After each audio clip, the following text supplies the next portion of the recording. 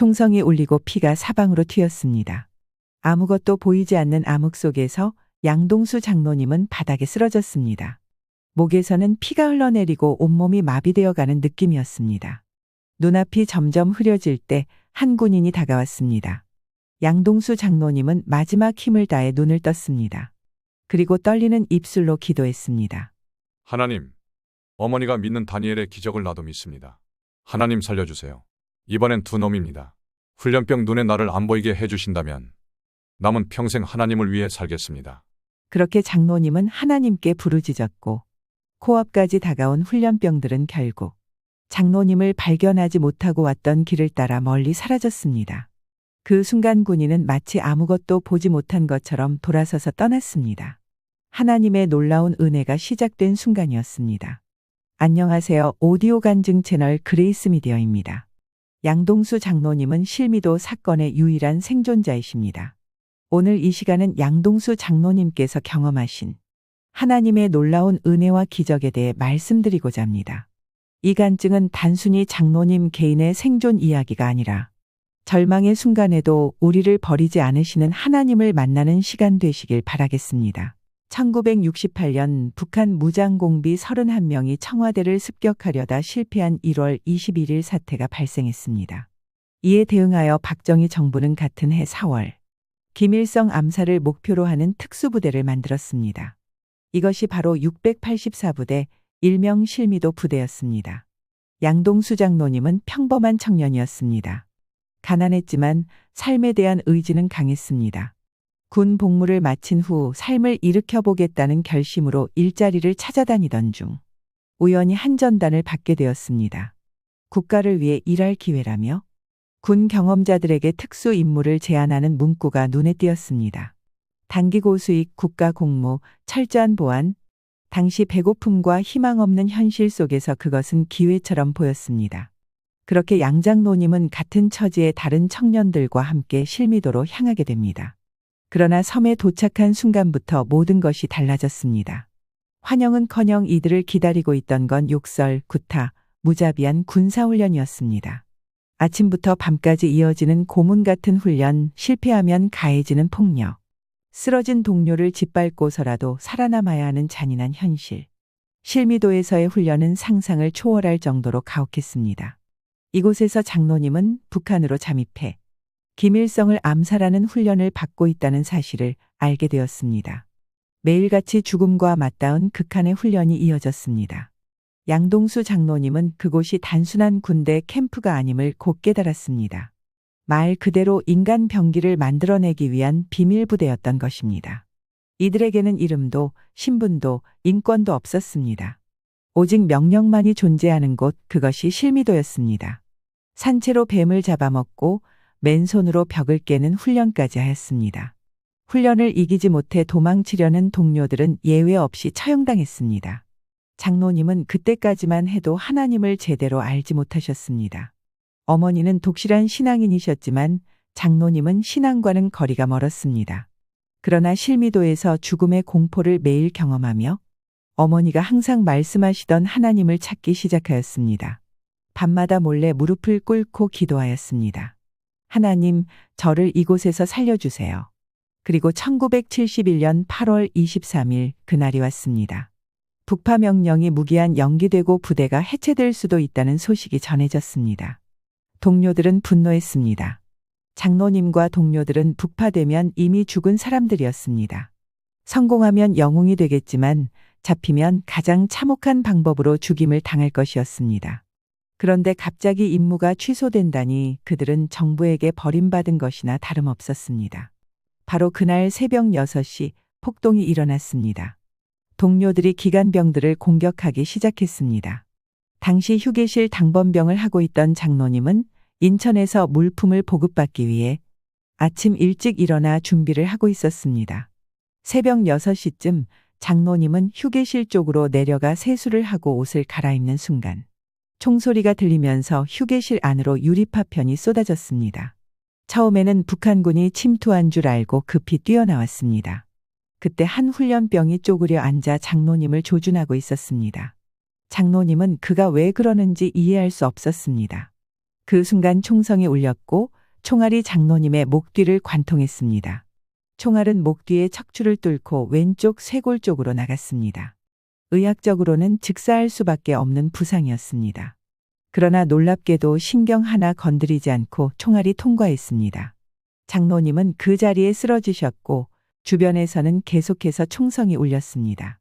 장로님은 바닥에 엎드린 채 의식이 점점 흐려졌습니다. 그때 한 훈련병이 확인 사살을 위해 장로님께 다가왔습니다. 절망적인 순간이었습니다. 그러나 그 순간 성경에서 읽었던 다니엘의 사자굴 이야기가 떠올랐습니다.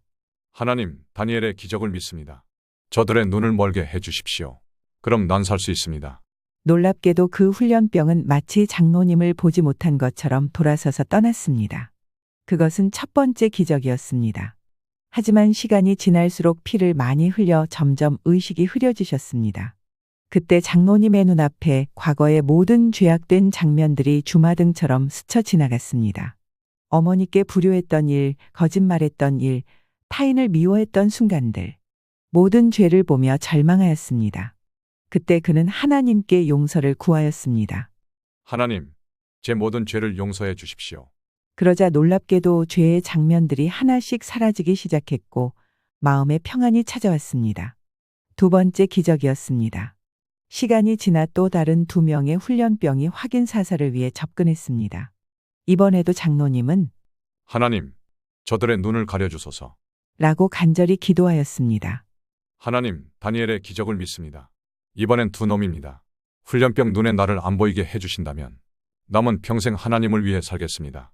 그렇게 장로님은 하나님께 부르짖었고 코앞까지 다가온 훈련병들은 결국 그들의 눈앞에 쓰러져 있는 장로님을 끝내 발견하지 못하고 왔던 길을 따라 멀리 사라졌습니다. 하나님의 세 번째 기적이었습니다. 그렇게 양동수 장로님은 12시간 동안 의식과 혼수를 오가며 바닥에 누워 계셨습니다. 나중에 알게 된 사실이지만 그 시간 동안 장로님의 어머니는 꿈에서 피투성이가 된 아들을 보시고 즉시 교회로 달려가 무릎 꿇고 아들을 살려달라고 기도하고 계셨습니다. 어머니의 간절한 기도가 하늘에 닿았던 것입니다. 동료들은 실미도를 탈출해 시내버스를 탈취한 후 청와대로 향했습니다. 그러나 한강대교에서 자폭하며 모두 숨졌습니다. 장로님은 홀로 실미도에 남겨져 계셨고 나중에 군인들에 의해 발견되셨습니다. 그들은 장로님이 살아계신 것을 보고 놀랐습니다. 의학적으로는 있을 수 없는 일이었기 때문입니다. 병원으로 후송된 후 수술을 받으셨지만 의사들도 장로님의 생존을 기적이라고 말했습니다. 총알이 지나간 자리는 목숨을 빼앗아 갈 수밖에 없는 위치였지만 어떻게 된 일인지 중요한 신경과 혈관은 하나도 다치지 않았던 것입니다. 그 후 장로님은 철저히 비밀에 붙여져야 했습니다. 실미도 사건은 국가 기밀이었기 때문입니다. 장로님은 오랜 시간 동안 실미도라는 이름조차 입 밖에 낼 수 없으셨습니다. 군대 생활 중 기적적으로 살아남았다는 이야기만 간증하실 수 있었습니다. 회복 후 장로님은 새 삶을 살기로 결심하였습니다. 하나님의 은혜로 살아났으니 남은 인생은 그분을 위해 살기로 하였습니다. 한양대학교와 홍익대학원을 졸업하시고 30년간 미술교사로 교감과 교장으로 학생들을 가르치며 후학을 양성하였습니다. 2003년 영화 실미도가 개봉되었습니다. 그제서야 실미도 사건이 세상에 알려지게 되었고 장로님 역시 유일한 생존자로서 이름이 공개되었습니다. 그러나 영화는 많은 부분에서 사실을 왜곡했습니다. 장로님은 한 달 동안 여러 언론사를 찾아다니며 진실을 알리려 노력하셨습니다. 그리고 지금까지 1400회가 넘는 간증을 통해 하나님의 살아계심과 역사하심을 증거해 오셨습니다. 매번 간증하실 때마다 그날의 악몽 같은 기억이 생생하게 떠올라 고통스럽다고 하시지만 장로님의 간증을 통해 한 사람이라도 하나님의 은혜를 경험한다면 그 아픔은 감수할 가치가 있다고 생각하십니다. 여러분, 양동수 장로님의 이야기는 단순한 생존 이야기가 아닙니다. 이는 죽음의 문턱에서도 우리를 구원하시는 하나님의 살아계심을 증거하는 것입니다. 세상은 우리에게 절망과 죽음만을 선사하지만 하나님은 생명과 소망을 주십니다. 장로님은 3번의 죽을 고비를 넘기셨습니다. 첫째는 총알이 신경을 건드리지 않고 통과한 것. 둘째는 확인 사살하러 온 동료들이 장로님을 보지 못한 것. 셋째는 12시간 동안 과다출혈 속에서도 살아남으신 것입니다. 이 모든 것이 하나님의 은혜가 아니고 무엇이겠습니까? 양동수 장로님은 우리에게 이렇게 말씀해 주십니다. 여러분, 제 이야기는 단순한 생존 이야기가 아닙니다. 이는 죽음의 문턱에서도 우리를 구원하시는 하나님의 살아계심을 증거하는 것입니다. 세상은 우리에게 절망과 죽음만을 선사하지만 하나님은 생명과 소망을 주십니다. 저는 3번의 죽을 고비를 넘겼습니다. 첫째는 총알이 신경을 건드리지 않고 통과한 것. 둘째는 확인 사살하러 온 동료들이 저를 보지 못한 것. 셋째는 12시간 동안 과다출혈 속에서도 살아남은 것입니다. 우리의 삶에는 때로 이해할 수 없는 고통과 시련이 찾아옵니다. 저 역시 왜 그런 끔찍한 경험을 해야 했는지 이해할 수 없었습니다. 그러나 시간이 지나며 깨달았습니다. 그 경험이 없었다면 저는 결코 하나님을 만나지 못했을 것입니다. 때로는 우리의 가장 큰 고통이 가장 큰 축복의 통로가 될 수 있습니다. 제가 실미도에서 총상을 입고 쓰러져 있을 때 어머니는 그 순간 나를 위해 눈물로 기도하고 계셨습니다. 그 기도가 하늘에 닿아 저를 살렸습니다. 기도의 힘을 절대로 과소평가하지 마십시오. 여러분의 기도는 결코 헛되지 않습니다. 오늘 이 자리에 계신 모든 분들, 어떤 어려움과 고통 속에 있더라도 희망을 잃지 마십시오. 제가 경험한 하나님은 불가능을 가능케 하시는 분입니다. 의학적으로 살 수 없는 상황에서도 저를 살리신 하나님께서는 여러분의 불가능한 상황도 변화시키실 수 있습니다. 마지막으로 저는 이 생명을 허락하신 하나님께 모든 영광을 돌립니다. 제 생명은 이미 오래전에 하나님께 드려진 것입니다. 남은 삶도 주님의 뜻대로 사용하여 주시기를 간구합니다. 감사합니다. 하나님께 모든 영광을 돌립니다. 절망의 순간에도 우리를 버리지 않으시는 하나님의 은혜. 양동수 장로님은 그날의 기억을 떠올릴 때마다 여전히 온몸이 떨립니다. 그러나 그 고통 속에서도 간증을 멈추지 않는 이유는 단 하나, 하나님의 크신 은혜를 전하기 위함입니다. 총알이 목을 관통하고 피가 흘러내리는 절체절명의 순간 그는 기도했습니다. 하나님, 우리 어머니가 믿는 다니엘의 기적을 나도 믿습니다. 저들의 눈만 멀게 해주십시오. 그럼 난 살 수 있습니다. 그리고 그 간절한 기도에 하나님은 응답하셨습니다. 불가능을 가능케 하시는 하나님의 기적이 그날 실미도에서 일어났습니다. 이것이 양동수 장로님이 50년이 넘는 세월 동안 전해온 살아계신 하나님의 증거입니다.